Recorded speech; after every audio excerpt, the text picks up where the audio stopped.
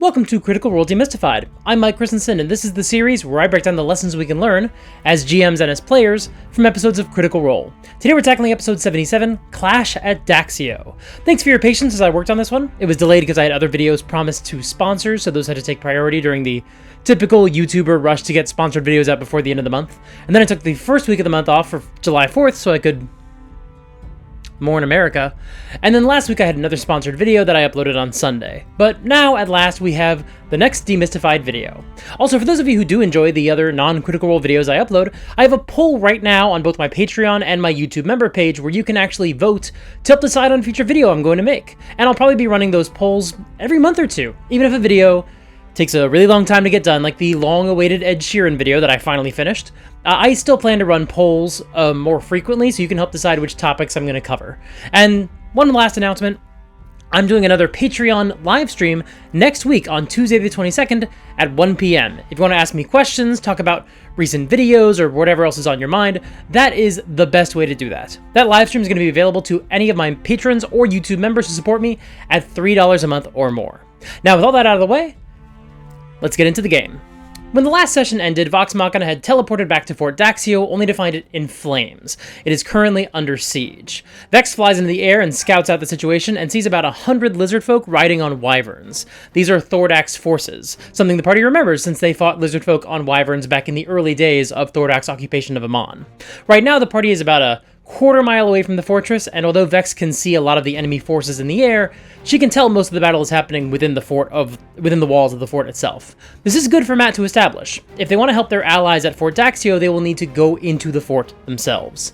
However, Matt probably wasn't expecting Vex to fly into the air like that. My guess is he thought they were just going to go straight into the fort rather than have her fly up to see what she could see in advance, so he decides to impose a consequence to her decision.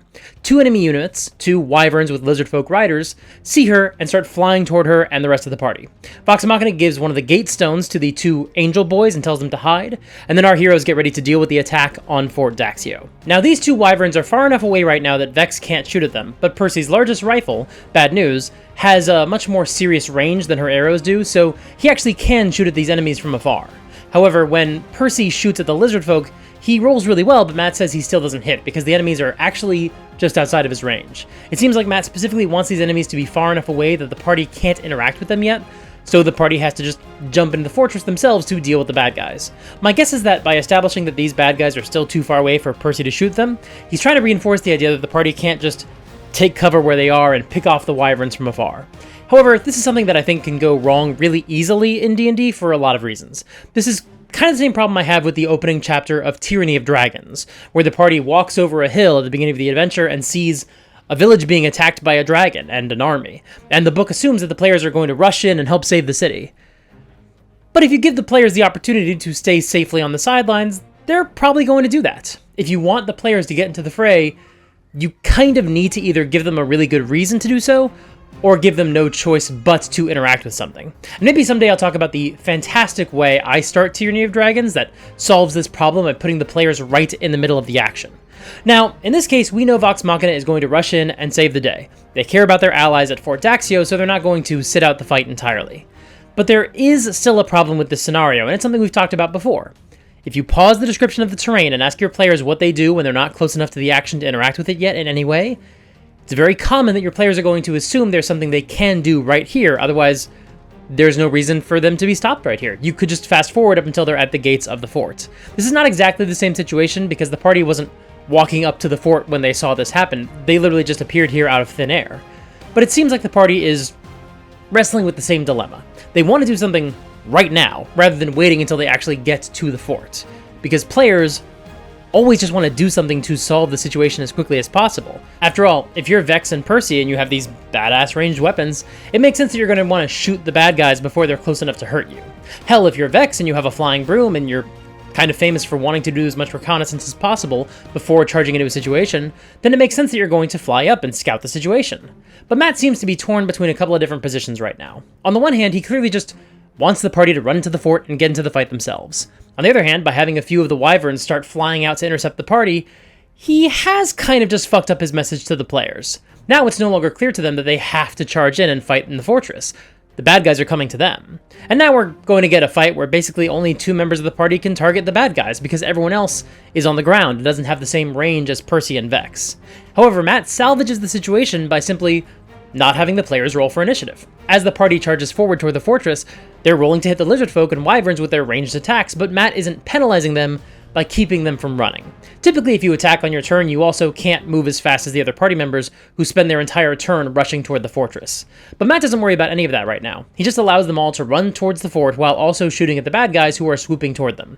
And this means that the players are able to kill off their attackers and rush through the gates of Fort Daxio into the courtyard. As you get up over the top, immediately you see they have 2 large ballistas. The number of ballistas installed throughout the walls here. 2 of them have already been torn apart, and whoever was manning them is lying on the ground, torn open and dead. But you do also see a number of other dead lizardmen. It looks like a fight has been going on for a short time here, and there's been a back and forth. As you guys all come into the main courtyard, you find the ground itself is charred with small flames that are still burning on bushes and elements of piles of broken wood and things that were part of the encampment that had just caught fire. You can see groups of lizardmen battling various soldiers, some of them still screaming and the sound of lizard-like battle cries just as they charge and slamming weapon against weapon, shield against face. This is an actual small-scale war happening inside here. It's hard to tell which side's winning. A lot of the soldiers are better trained, but occasionally you watch as a wyvern swoops down and picks up a soldier and throws him off the side, and he slams into the ground, no longer moving. Do we see anyone we know? Where's Ellie? Do we see Allura? Make a deception check. We're entering a mass combat scenario, and this is essentially the first time we're going to have a mass combat scenario in the campaign where Matt is not going to either roll attacks for every participant on our side of the fight, the way he did for the Goliaths during the Kevdak and Umbrasyl fights, or just keep them off the field entirely and not roll for them at all, like he did with the Whitestone Uprising. And I think this is smart on Matt's part. There's a very real chance that mass combat is going to play a role in the Thordak encounter when we get there. Because despite Vox Machina's hope that they were going to be able to lure Thordak to Fort Daxio, this is not the Thordak fight. He's not here. So not only does this scenario make sense, the bad guy sent an army to attack the good guy army before it could fully build itself up, but it also gives Matt a chance to do a dry run of mass combat before the big fight. That's smart. And specifically, to do so before any of Vox Machina's cool allies have arrived. So if this doesn't go so well, there's not really a huge consequence to their resources. The players wanted to fight Thordak here in Fort Daxio, and also Matt doesn't want that. Matt wants them to fight Thordak in the city where he keeps his lair. But Matt also doesn't want to obliterate all of Vox Machina's allies in this combat, so the armies they just called upon haven't arrived yet. So when the players ask whether their allies are here and currently being slaughtered, Matt says no, they don't recognize any NPCs or any other soldiers from the other armies they just tried to recruit. Just the soldiers who were already here are present right now. But that means whenever they do reach Emon, we're going to get a real opportunity for the players to use their army of allies to do a mass combat scene if that's what they want to do. But D&D is not really suited for mass combat. You genuinely just do need a different system that functions a lot more like a war game so you can handle the different units attacking each other. Matt Colville's company, MCDM, put out a whole book about mass combat rules, Kingdoms and Warfare, and Wizards of the Coast turned mass combat into a literal board game for their Dragonlance campaign. And one of these days I actually do want to run each of those campaigns myself, a Dragonlance campaign where we use the board game to handle mass combat, and a 5e game where we use the MCDM system for the armies and the wars, and I want to compare them and see how each of them plays. I was actually kind of hoping that by the time we got to this video I would have had a chance to do some of that by now, but it would have been nice to sync it up with this episode, but that obviously wound up not being possible. That requires a lot more logistics than I was able to arrange.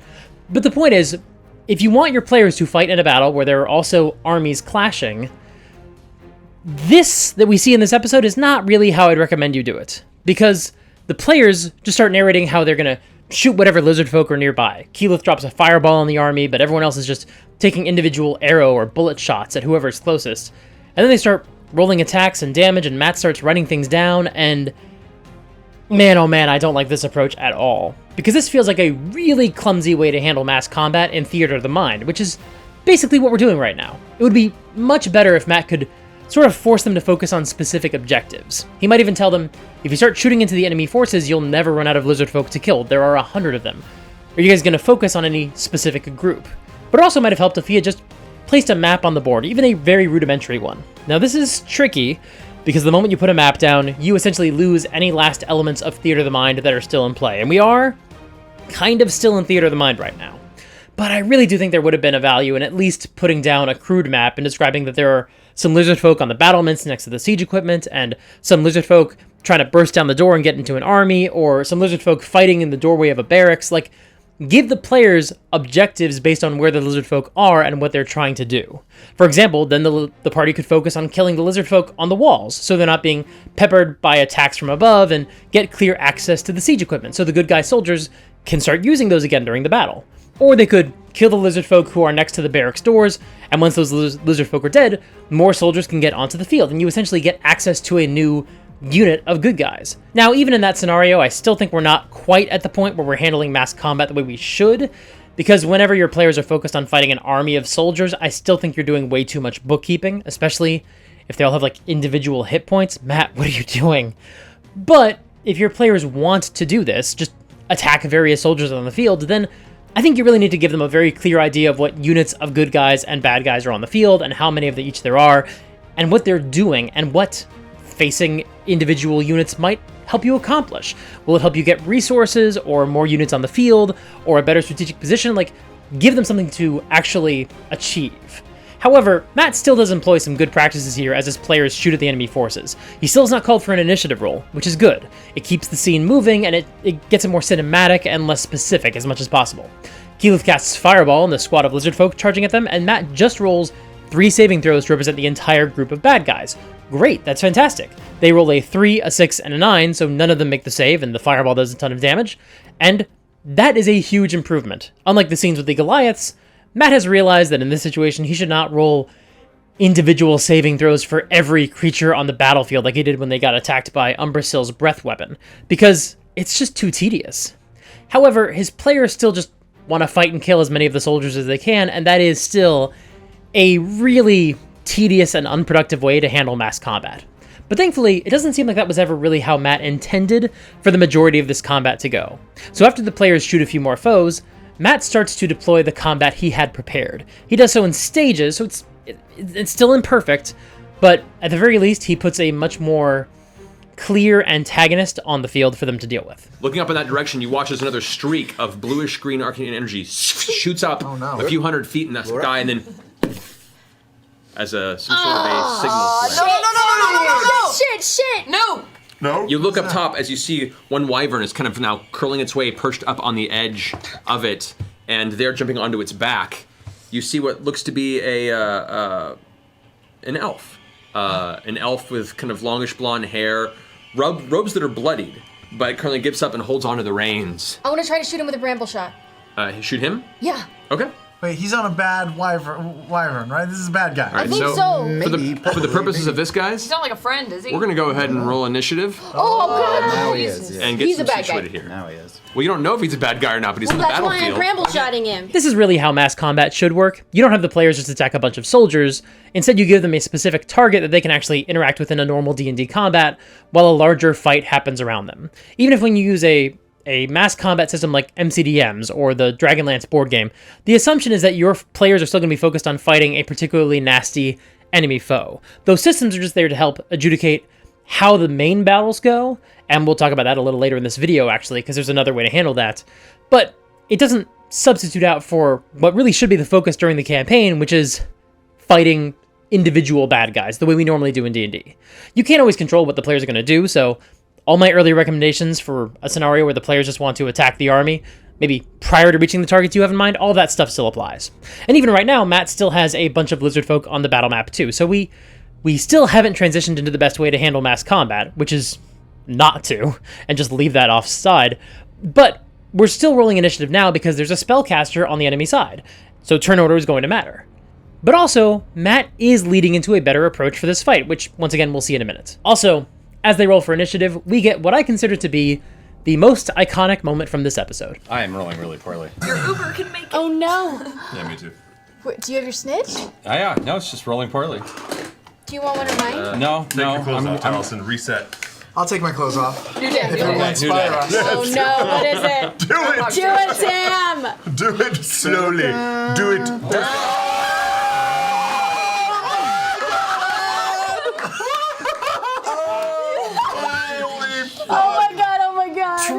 Disadvantage for the night. We're dead. We're going to die. It's on. Absolutely legendary. So they roll for initiative, and here are the highlights. We are really only going to cover the things that happened that actually matter to the fight, or that we can learn something from. Vex is able to restrain the spellcaster with a bramble shot, and then she recognizes him as Gatekeeper Xanthus, the guy who worked in the Traverse Junction, where all the teleportation circles are kept in Emon. The guy who absolutely hated Vox Machina because they always came through the teleportation circles with no warning, and were always extremely shitty about just filling out some basic paperwork. Every time they would name drop the Emperor as an excuse for why they didn't have to follow any rules. I think they always thought he was like a bouncer or checking their credentials, or maybe they felt like they were being pulled over even though they were rushing out of an emergency situation, like when they escaped the Underdark. Or, in one case, just trying to get home. They weren't doing anything wrong, they were just returning from Vasselheim. But a better analogy for what was happening would be like they flew a private plane into an airport with no scheduled flight plan, and someone would get upset with them and ask them to at least fill out the paperwork after the fact and hand over their manifest, and they would insist they had some honorary positions in the government that don't really mean anything, so they shouldn't have to fill out any paperwork because we helped save the president one time. Let's be clear, Vox Machina were not the good guys in their interactions with Xanthus in the past. Just because they helped save Uriel's life and they had an honorary position on the Council of Emon, or of Tal'Dorei overall, doesn't mean that they could just break the law. I mean, they thought it did, but they also didn't understand the law? Look, this is a topic for another day, but this is something I don't like about Tal'Dorei's world building. It happens in other high magic settings too. I feel it a little bit more in the big cities of the Forgotten Realms as well.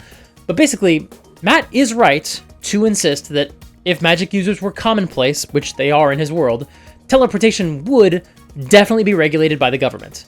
But this approach just kind of makes the world feel more like Harry Potter. There are full-ass wizards able to cast high-level spells, and all they do is sit around all day handling bureaucracy. Now that works in Harry Potter, where all the wizards level up basically to max level by the time they turn 18. So anyone working in any job in that world is a wizard. But if you bring that same approach to D&D, I think it causes a lot more world-building problems than it solves. It's why I prefer worlds that don't assume spellcasters are commonplace. You could still have some spellcasters working with or within governments. It makes perfect sense that someone with phenomenal cosmic power might try to either protect their country or secure a lot of political power. It makes sense that the government also might outlaw certain spells or declare that only certain individuals have the authority to use magic whenever they want. Although you still run into an issue of enforcement, but that's something that I think could be overcome, or an interesting question to deal with. But I don't think you can introduce magical bureaucracy and red tape without kind of trivializing how significant magic should feel within the world. I think both Wildmount and Ank'Harel do a better job with this, but I think the reason Vox Machina never respected Gatekeeper Xanthus is because they literally did not understand that they were breaking the law. They just thought he was a fussy busybody getting in their way. And despite Matt's numerous attempts to try to make this clear to them, they never really saw Gatekeeper Xanthus as anything other than an office drone representing needless bureaucracy. You didn't file your paperwork last night. Cut to several months later. A bunch of dragons have fucked up Emon, and Vox Machina starts receiving intelligence that some of the survivors have actually joined up with Thordak's forces, turning on their fellow Emonians and collaborating with the invading army. But it's not just enough to tell your players that this is what's happening and then never do anything with that information. You need to find somewhere to fold that detail into the story, to make it matter. Fortunately, this idea is inherently dramatic. It means that someone they know from their days in Emon is going to turn out to have joined the dragon's army. But the question is, who? Most of Vox Machina's allies came with them to Whitestone, and the ones who didn't had pretty much been accounted for because Vox Machina has been really worried about the possibility of a traitor being in their midst. And they also just want to make sure they know where all the powerful spellcasters and warriors are who were on the Tal'Dorei Council.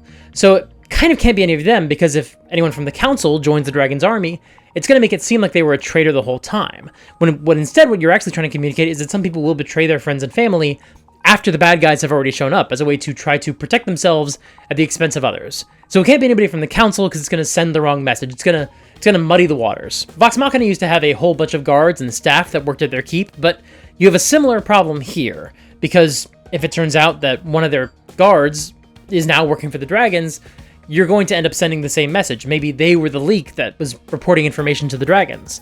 But also, I think all those guards came through the portal to Whitestone. And besides, the party hasn't really spent that much time with most of them, so there's not really a good opportunity for them to be traitors either. It wouldn't be that significant.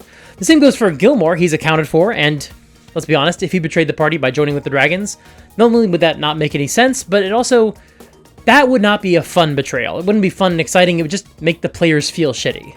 The clasp are still in the city, but they aren't really a good fit for this trope either. They have their own agenda that is very much not in line with the dragons. And outside of everybody we've just listed, the party doesn't really know that many people in the city. Most of their friends are high-level bureaucrats.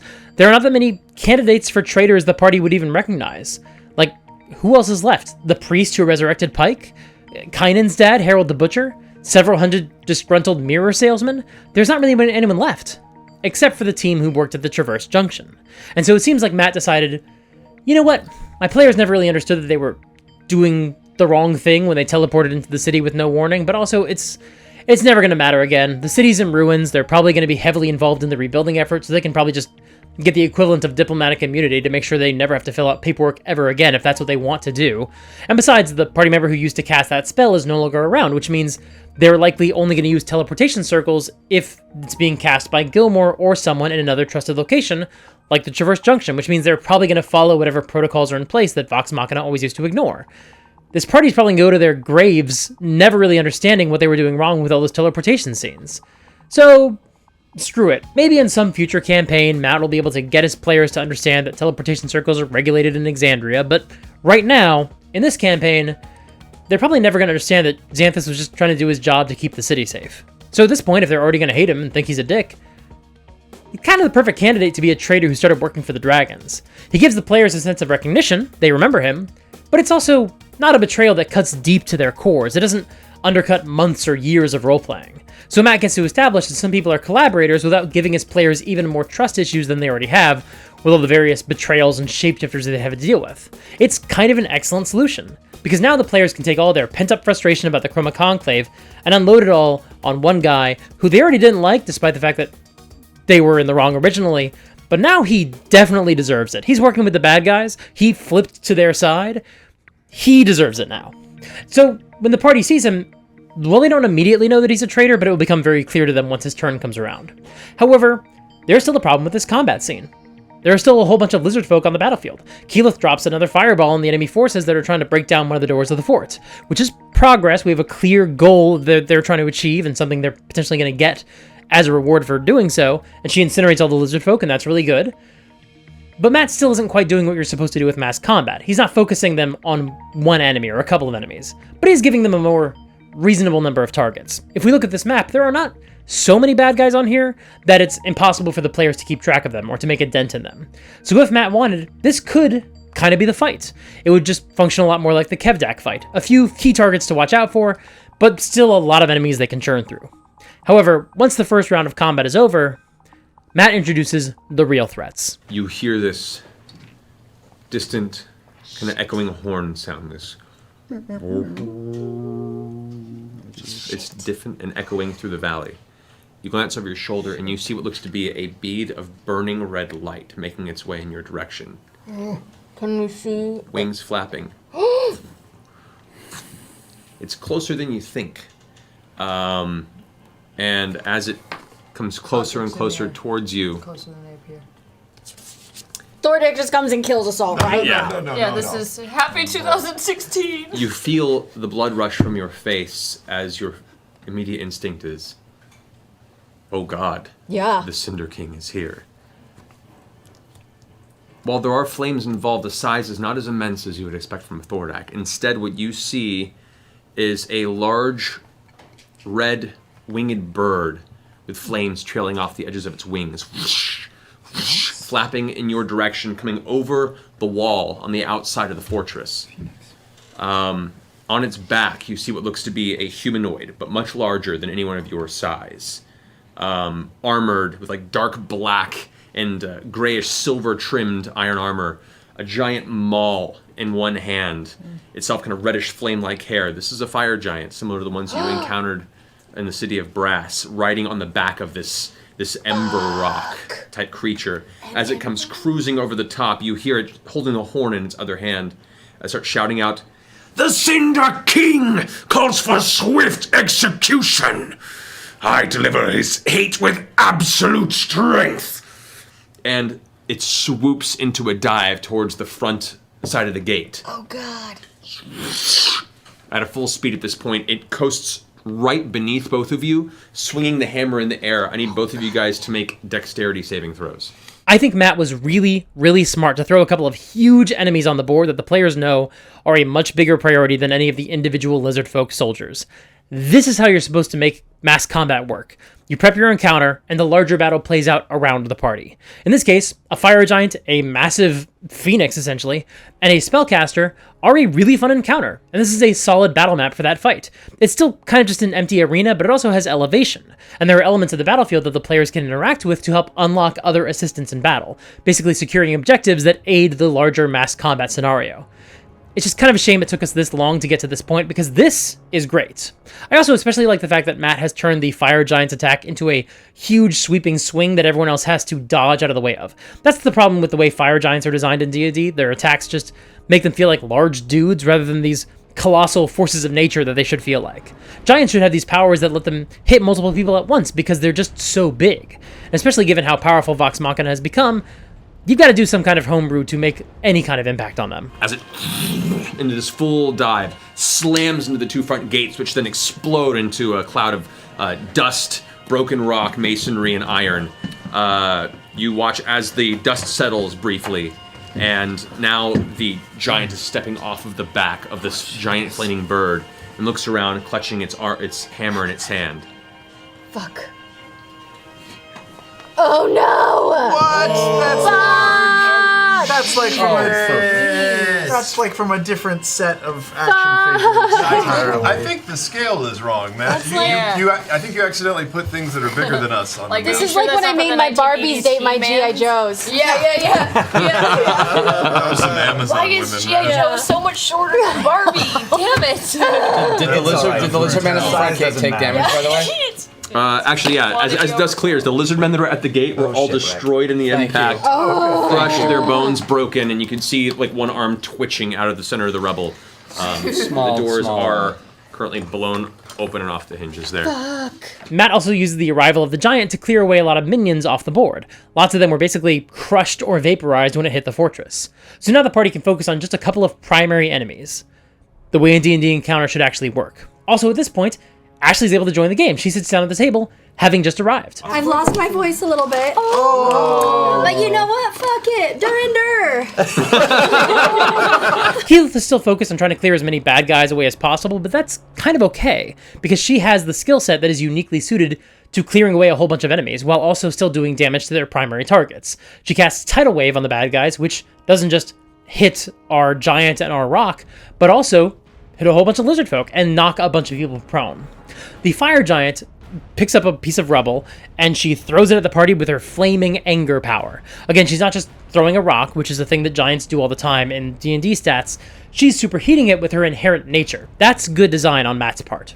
And speaking of good design, Percy's guns jam, so he rushes to one of the trebuchets on the wall, one that's not destroyed yet, and he starts trying to figure out how he can deploy it against the giant in the middle of the courtyard. This is a great inclusion from Matt, giving the players things they can interact with that are part of the battlefield, and they feel like they can deal a lot more damage to a huge monster like a giant. Xanthus casts a spell on Vex, and she fails her save, so he commands her to jump off the roof. I'm gonna walk off the edge and then pull out the broom. Okay. And just fly. Okay. And I give him the thumbs up. And he goes, Thanks, boss. and darts down the stairs into the building. And you see, as he's kind of rushing off, he's like, Well, all right, shoot your friends! Shouts it over his shoulder. Technically, she wouldn't have acted yet, so they got a little loosey-goosey with the turn order there, but that happens a lot in D&D. Sometimes you cast command and the bad guys react immediately rather than waiting until their turn, and it's not really a huge deal. It's an honest mistake. It's not really worth dissecting, because I'm way more interested in the fact that this is what I love about enchantment spells. I love it when you give someone a command and they have the freedom to interpret it within the letter of the law while still pulling out a victory. I've definitely seen some players get a little bit too Weasley with it. In fact, Laura then goes on to suggest the same tactic I've seen a lot of people take. When you say, shoot your friends, and the player says, okay, new friend. I think that is going overboard because the spell doesn't actually make you friends with the caster, so that's kind of just a cheap way to ignore the spell and keep doing what you want it to do, fighting the caster. But something like this, I think, is a perfectly reasonable way to circumvent the request of the enchanter. It reminds me a little bit of some of the moments from Jessica Jones Season 1. I'm not going to play any clips from that show because, Boy oh boy, some of those examples are not very friendly for YouTube, but I do think that getting enchanted and then finding a way to circumvent the enchantment that still matches what the enchanter asked you to do makes the players feel clever. Like, Laura clearly feels smart here because she did exactly what he asked, but she's also fine. Some other highlights from this section of the fight, the huge bird, the Ember Rock, beats its wings and summons an Inferno, which is another really cool power. Matt is really cooking with these designs. Vex begins shooting at Grog, which is a good call on Laura's part. Xanthus didn't dictate which specific party member she had to attack, so she's shooting the one with the most hit points. Vax casts Vow of Enmity on the Fire Giant, giving him advantage on all of his attacks for a minute, which means he gets sneak attack with each one of those attacks. I remember the audience at the time watching that moment and realizing this is a really clever way to get the benefits of a rogue paladin multiclass. And I get the sense that more than a few party members leveled up after the Pit Fiend fight, so this combat is giving them a lot of chances to flex out their new powers. Percy tries to reposition the Trebuchet, but that requires him to make a strength check, which is not his strength. He rolls poorly, so he just uses an action surge to clear his pistol, since he's going to be a lot more effective with that in this combat. Scanlan casts Lightning Bolt at the Fire Giant, and then since he already has a 7th level Big B's hand on the field, he can actually use a bonus action to make the hand swing again as well, hitting twice on the same turn. With Big B's hand, I'm going to do the Sugar Ray Leonard thing, where it's just like going around. Windmill.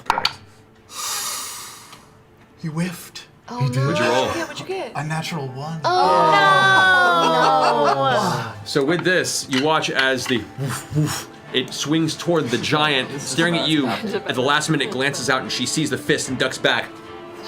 Slow motion passes past her chin as the jaw clenches, the teeth kind of grinding underneath. You see the kind of jagged, broken tops of the giant teeth as the eyes whoosh right back to you. Oh boy, that was less Sugar Ray Leonard and more just like Sugar Ray.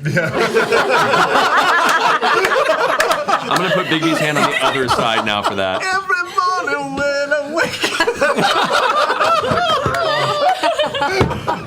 up. Pike runs to the Trebuchet, since she has a lot more strength than Percy does, and she's able to launch a boulder at the rock. Oh, funny.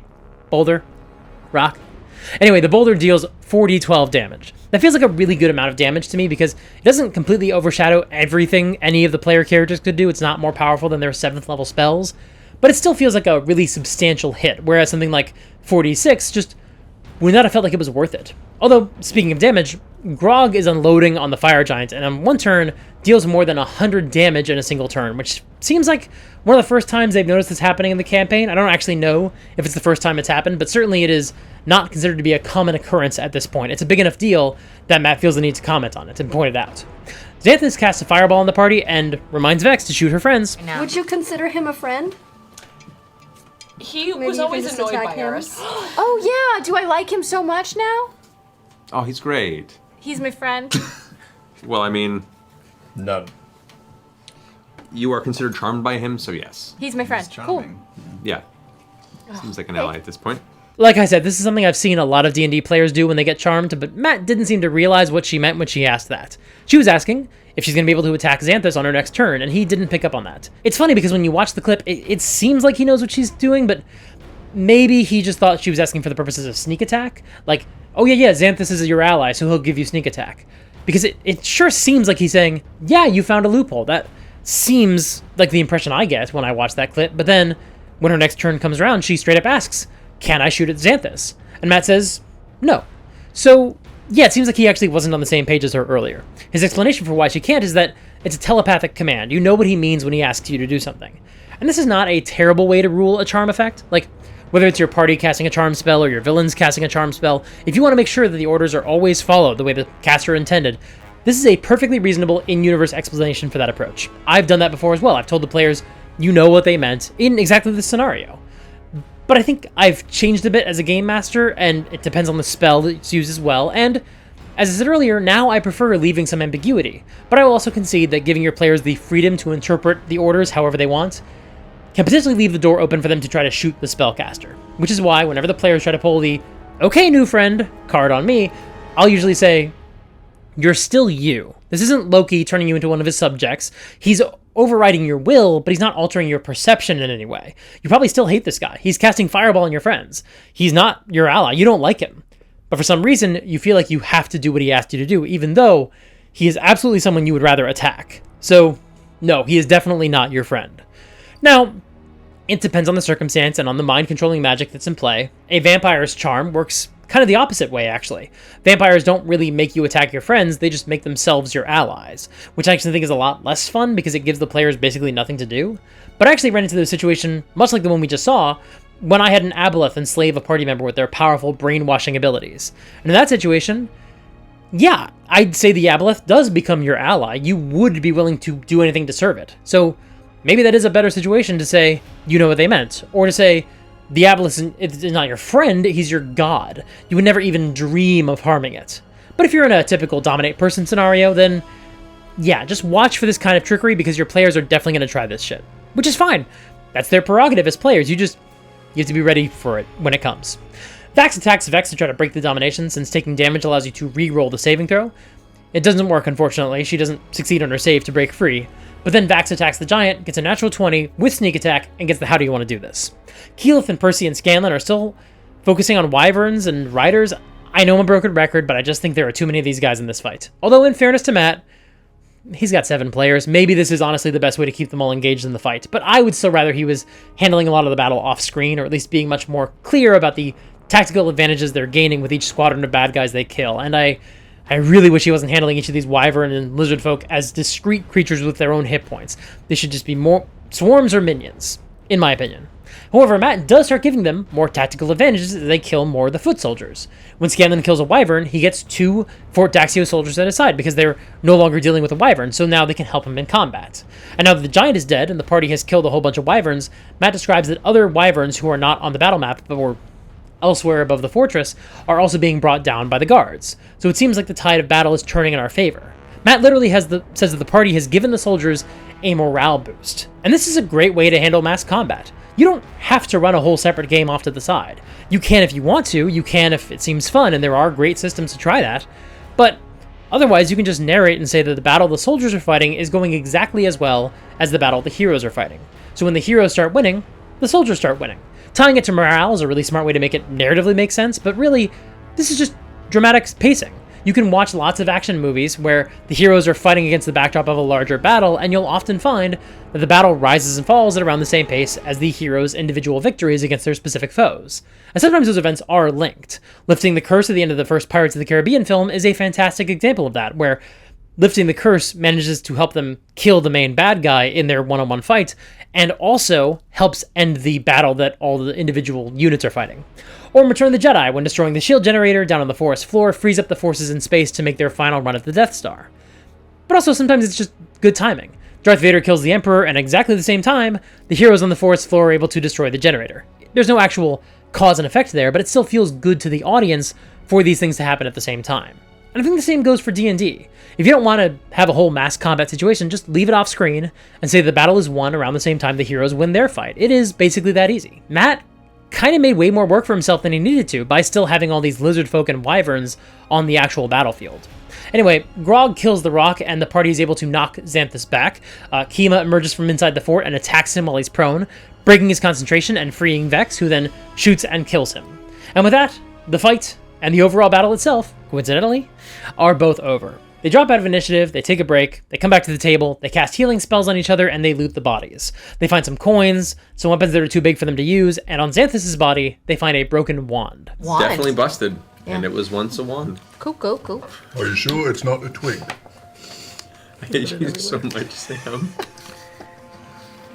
Oh, whatever. Nothing, continue. You never saw the bottom of it.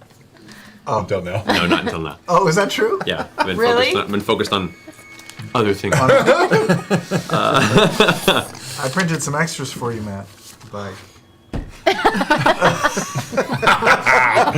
Sign them for fans. That's what you should It's sell high at derp. I blame you, Internet. You're partially responsible for this. Percy gets his pistol working, but bad news is broken and needs to be fully repaired.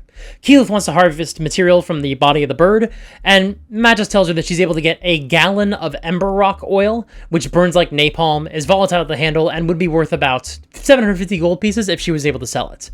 Maybe this is what these players need when they harvest body parts from monsters, for Matt to literally just give them a final product that they now have as a consumable item.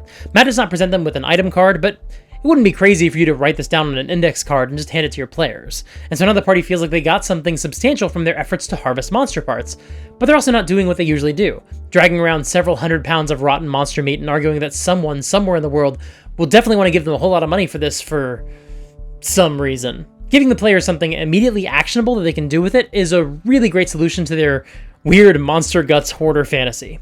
Keyleth hands off the vials of Ember Rock oil to Vex and Vax. Guards emerge from the fortress along with Ellie, the captain of the guard, and Kima. Kima explains that Xanthus showed up alone, asking for help and apparently with urgent business he needed to discuss with Allura in private. And then an army attacked shortly after, and Allura was not able to join them in the fight. They did find Allura 10 minutes after he went into private with her, but Kima doesn't tell them what state they found her in. She just says, "Come with me." And the party's dreading the worst. They think Allura is dead. But they find her in one of the rooms of the fortress, alive, but she's scared. She's rocking back and forth. She rushes forward and hugs Keyleth the moment she sees her, but she can't speak, because she had Feeble Mind cast on her, which the party recognizes immediately. Pike casts Greater Restoration and restores Allura to her former self. And as soon as she's back to normal, Kima rushes forward and embraces her, because she was just so worried about her, and she is so relieved that Allura is finally okay. And she gives Allura a kiss, which is the first confirmation we have in the campaign that they actually definitively reciprocate each other's feelings for each other. Happy Pride! This video was supposed to come out in June, but screw it, we can keep Pride Month going a little bit longer, that's fine. So yeah, Matt did not kill Allura off screen, partially because I think he learned a lot from the Hodis Gilmore incident, that the huge queer audience of Critical Role would not be thrilled if one of the gay characters was killed off, especially off screen. But even setting that aside, I get very, very, very wary about killing off beloved NPCs when the party can't do anything about it. There are some situations like this where sometimes the death of a character can help to sell the consequences of a mistake, but you do want to be very careful about punishing players for something they couldn't have predicted or couldn't have stopped. There is a threshold where cruelty stops being fun, and for this campaign, I do think killing Allura off screen would have crossed that line. But this is the nature of tone in D&D. If your game is more grimdark or more brutal, where life is not so precious and you're not telling a heroic fantasy story, then it's entirely possible that the death of a major NPC would be appropriate for this moment. If you bristle at the idea that I said that Matt was right to not kill Allura here, you're probably right. For your game, it's entirely possible she should have died here, that it would have reinforced the fact that they made a mistake by leaving the fortress and it cost them something major. But I just don't think that fits with the tone of the campaign Matt is running. And don't look now, but I think I kind of just demolished about half of all criticism towards Critical Role. A lot of people don't realize that the way they run D&D isn't the only way to run it. And if you find yourself at odds with one of the choices that Matt makes, it really pays to first ask yourself, what kind of game is he running? If you understand the tone of his game, you can understand that a lot of the things you don't agree with might just be stylistic differences. Now, obviously, this does not mean you can't criticize Matt's decisions. I do it all the time. I just did it a whole bunch. I'm going to do it a whole lot more. You're going to hear a lot of criticism when we get to episode 79 especially. But I would hope that it's clear that my criticism doesn't come from saying Matt is running D&D wrong or Critical Role isn't real D&D, but from instead trying to address how I think some of his choices don't match the game he's trying to run, because they sometimes don't serve the tone of his campaign. Anyway, Allura is able to give them a lot more exposition. The armies are still on their way here. They're about a day south of Emon, and they'll need to pass Emon before getting here, so they're still a few days away from the fort. They drag the body of Xanthus into the room to ask it some questions with the Speak with Dead spell. Matt points out the limits of this spell that they haven't really dealt with in the past. The corpse doesn't have to answer honestly if they don't like you, which obviously, Xanthus did not like them. Matt also says Pike has to be the one to ask the questions, and this is a nice move. It does a good job of centering Ashley for this part of the session, since she very rarely gets a chance to play. But it also means they can debate questions amongst each other, but the questions have to go through her. And of course, once this actually happens, they're all reminded of one of the best scenes in one of the best movies ever made. Look, I have one job on this lousy ship. It's stupid, but I'm gonna do it, okay? So they ask their questions. Has Thordak received a visit from Raishan? That's an important question because the plan was for Raishan to leak their position at the fort once all the armies were here, so Thordak would come and they could kill him. So now they kind of need to know if Raishan ratted them out for real by jumping the gun. Xanthus says the Green Dragon has not visited Thordak, but Thordak does talk to someone through the crystals. Matt's reminding them Raishan could have spoken to Thordak without having to actually be there. Next question. How did you know we were at the fort? He answers that a scouting party from Emon was in the area 2 days ago, and they saw Vox Machina arrive. And the players remember that when they first showed up, Matt did ask them to make perception checks when Vex flew up in the air on her broom, and they didn't roll high enough, so they didn't notice anything. But this was happening in the background, they just missed it. So it really wasn't Raishan who ratted them out, it really just was coincidence. They also insight check Xanthus, and he seems to be telling the truth. They ask about secret ways into the city, and he gives them 2. The teleportation circles in the Traverse Junction, and the clasp tunnels beneath the city. They ask who in the city still resists Thordak. Basically, are there any other allies in the city they should know about that they could potentially recruit to their side before the big fight? He answers that there is a resistance force building underneath the city. They've tried to smoke them out, but the resistance members keep relocating. So that means the resistance is being fostered by the clasp. So if they want to recruit them, that's going to present a challenge. Vox Machina likely won't be seen as heroes swooping in to take over a struggling resistance. Instead, they'll be negotiating with a faction they have some bad blood with, which means they'll have to overcome a challenge, which is going to be a lot more satisfying for the purposes of a role-playing game.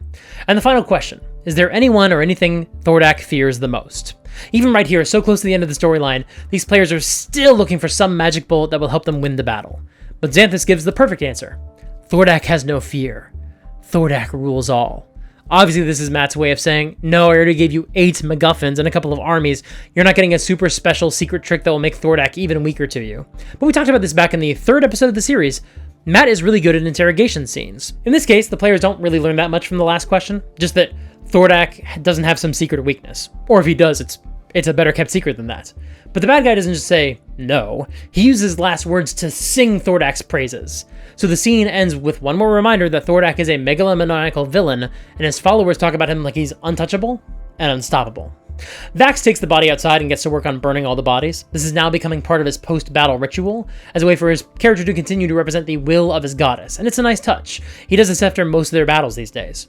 Vex remembers the 2 angel boys, so she takes the gate stone and teleports to the cave they're hiding in, and leads them to the fort. Allura tells them that Gatekeeper Xanthus is the one who cast Feeble Mind on her. It was beyond his ability to do so, he's not that high level a wizard, but he took out a wooden item and broke it in front of her, and that's what cast the spell.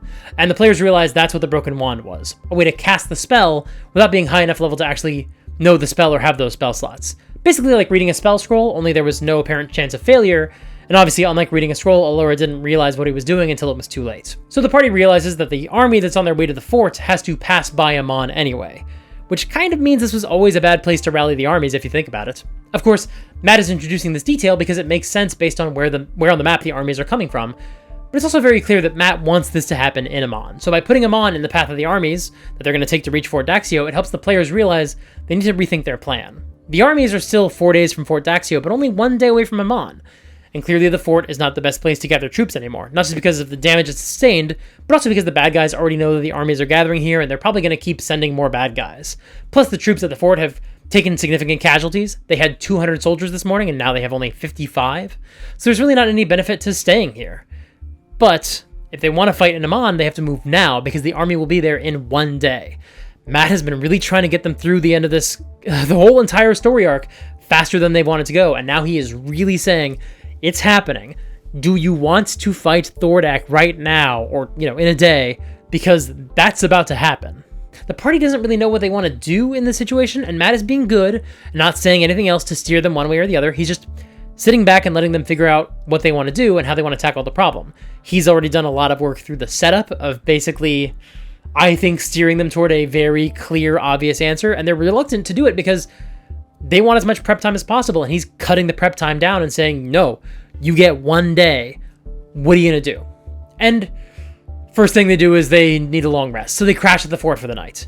And then the next morning, they go to Whitestone first because they need to talk to Raishan. She said she was going to bring back the real Seeker Assume, and then while they're in Whitestone, they can gather any remaining allies and bring them into the fight. Cassandra greets them with a, thank God you're here. And at first, the party is worried. What happened while we were gone? Did Whitestone get attacked? But no, she's just happy Percy is alive. She was worried about him. But you can understand their reaction. Starting a conversation with, thank God you're here, is basically always going to startle whoever you're greeting that way. Unless they're a guest on the improvisational TV show, Thank God You're Here. Those contestants usually had a pretty good idea that they were going to be greeted with that reaction. The party goes down to the meeting room, which has finally been set up at the Ziggurat, and sure enough, Raishan the Ancient Green Dragon is curled up next to the meeting table in her full gargantuan form. Assume is also here with the same scars Raishan had when she took his form. Also here are Cassandra, Allura, and Brom Goldhand, the member of the Taldor Council who's also a cleric of Ioun. Much like Assume, Brom's skin is heavily burned now. A small strike group came, attacked the fort, did damage. I wouldn't necessarily call it significant damage. But wiped out a large percentage of the force there. Decimated it. 75%. Grog. I mean, whatever those words mean. Assume says he's been working with the Clasp. They've been sneaking townsfolk into the sewers. The people of Emon are out of offerings to give to Thordak to add to his hoard, so they're being sent in slave groups to nearby cities to get more loot and bring it back home. This is an important additional detail from Matt. The situation is escalating. The clock is ticking, and the suffering is going to get worse, and it's going to spread the longer Vox Machina takes to challenge Thordak. There's also this rising volcanic mass in the middle of the city, cutting off some of the tunnels below Emon, which means Emon is literally starting to get more disastrous and more ruined. Maybe you should move faster. Fire is starting to literally break out from inside of Thordak, and his eyes are white-hot stars. Brahm says Thordak is insane. He's laughing and shouting and crying, all out into the empty night sky. So he's getting worse too. He's literally talking to no one and bursting full of insane fire. Maybe you should deal with him now before he gets more dangerous. Now, Brahm tells them that a team was able to distract Thordak long enough for Brahm and his friends to briefly get into the lair, because they know that Thordak is building something in his crater, and he won't let anyone get into his lair, and he won't leave it. Whatever he has in there, he holds it more dear than the city he controls. But Brahm wasn't able to figure out what it was. He wasn't able to get close enough. Whatever he cares about is beneath his lair in the middle of the city. Now, since Brahm serves Ioun, and since the party is still looking for more allies, Vex asks about the Temple of Ioun in Vasselheim, which we know as the ziggurat beneath the Slayer's Take, where the Sphinx Osisa resides. But Brahm doesn't know anything about a temple in Vasselheim. He does tell them that Ioun was wounded during the Calamity by Tharizdun, the Chained Oblivion, and most of her temples fell. This ziggurat, the one they're in right now, beneath Whitestone, that was also one of her temples that fell during the Calamity. That's interesting, and it might be important another day, wink hint, but it doesn't really help them too much right now. So the party discusses any other potential allies they might have, and they try to remember if somebody said that they'd help them once they got all the vestiges. Like what do they unlock? Who do they unlock? Maybe even, literally, do they all unlock something? Now, somebody points out that it's not a Voltron thing. There are other vestiges out there, so there's nothing that specifically connects these vestiges. They don't combine to release the dragon Shendu or whatever. But still, what if? So they try putting all their vestiges together, but there's no magic next to the ziggurat, so obviously nothing happens. So they start talking about allies in Whitestone. Kashaw and Zar are ready to go, whenever. Allura or Gilmore needs to stay and maintain the dome, so Vox Machina can choose to bring one of them with them into battle. Vax really wants to bring Allura, since she has a history with Thordak. Grog really wants to bring Gilmore, because Gilmore turned that one dude into a pretzel that one time. That's his entire argument. Now, Allura is there at the meeting, but Gilmore's not, so they ask her if she wants to stay or go. And she says she wants to go fight Thordak because they have a history, but she also wants to run away from him, partially because of that history. And that's a great move from Matt. Allura feels conflicted, which is perfectly natural given the circumstances, but she's also not making the choice for them, which means Matt is handing the decision back to the players. Really smart DMing there. So Vox Machina votes, and they're split, 4-3. I think Allura actually won, but it's so close that they're really not totally sure they did a voice vote. It's too close for that to be accurate. So they seem to be under the impression that Gilmore won. Allura, I have had destiny pushed upon me since birth.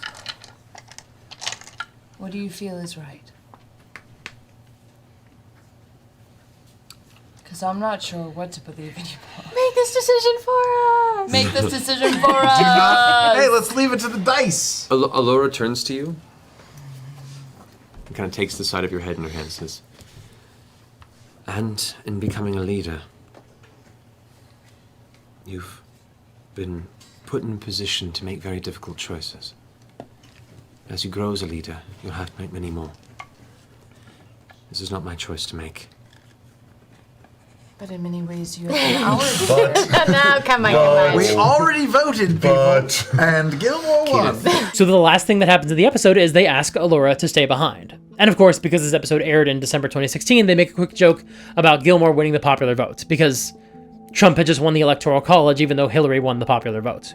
And here we are, 9 years later, and he literally has a secret police force rounding up the people he doesn't like and shipping them off to other countries, because he was always exactly as bad as we warned you about. And as this episode demonstrated, if you collaborate with the villain, you are responsible for what they do. So if you're watching this, and you work for ICE, or you work with ICE to report people, go fuck yourself. I hope you never know any peace. I hope that your ears echo forever with the screams of innocent people who are being victimized for the crime of being born brown. And if you don't think that's what's happening, if you truly think they are just going after the criminals, then you're seriously not paying attention to what's going on, because we are in full-on, let's take away the citizenship of the people we don't like territory. So trust me, It's fascism. We're in a fascist country. I mean, we have been a little bit fascist for a while now, but it got real bad this year. Like we told you it was going to happen. This isn't an I told you so moment.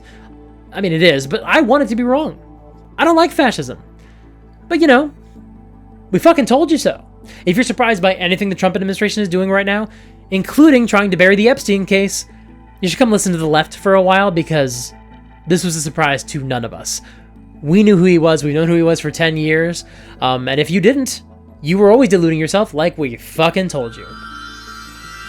Wow, it's been a while since you've gone on an anti-Trump rant. Yeah, well, it's been a while since I was confident a video would come out anywhere near the time I wrote it, so it's been a little difficult to talk about current events in my videos. Actually, the first version of the script was about the No Kings protest. I've been sitting on this one for a while. I just wasn't able to make this video a priority, unfortunately.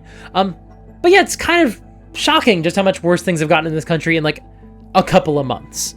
And of course, when you're working on a video where a character literally sells out his neighbors to support a wannabe king who's actually an evil tyrant with a bad temper, yeah, this episode reminded me of current events more than a little bit. So, do you think we should expect more of these sorts of rants in future videos? Yeah, probably. Look, I know the algorithm wizard doesn't want me to say this. Just ignore this part, Odwick. But if you don't like hearing me talk about current events, especially from the perspective of the left, you should probably watch a different channel. I have seen some people give some wild takes to current events in the comments of my videos or my community posts, and sometimes I just have to say, yeah, those folks are not going to get anything of value out of my channel, and I'm not going to get anything of value out of their comments. There's this one guy this weekend who was British, but still very interested in carrying water for Republicans for some reason, but he was like, well, if they are deporting people who are legal immigrants, why shouldn't they do that? If Trump was elected to deal with immigration, then that must be what people want. And I don't know how else to say this. If you think, why not deport legal immigrants too, is ever an acceptable thought to have, I don't think you're ever going to say anything interesting enough about D&D to be of value in future comment sections. You add nothing to my community, so you're not welcome in it. Yeah, so much for the tolerant left. Yeah, weird, I don't like racists. Bizarre.